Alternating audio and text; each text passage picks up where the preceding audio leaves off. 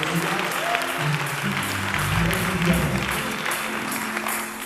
voelt lekker als je achter de preek staat dat je zelf gemaakt.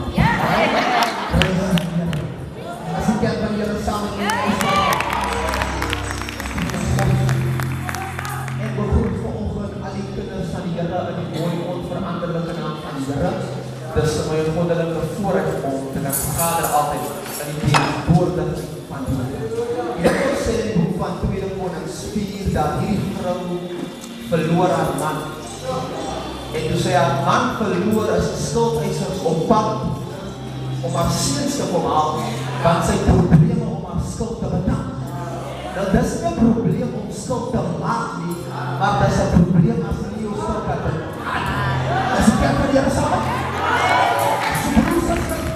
As jy 'n Malcolm's account het, dis fyn. Jy gaan net probleme met Malcolm's optel as jy dit nie kan betaal.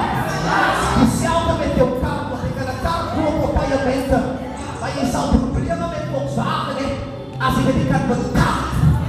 Nou hierdie vrou staan in 'n probleem waar sy nie 'n skuld kan betaal.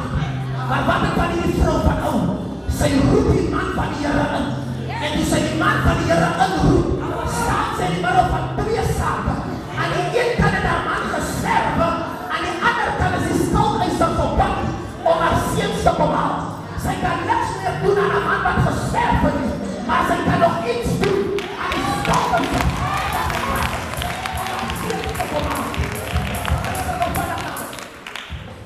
Die saak werk so. As iets gestel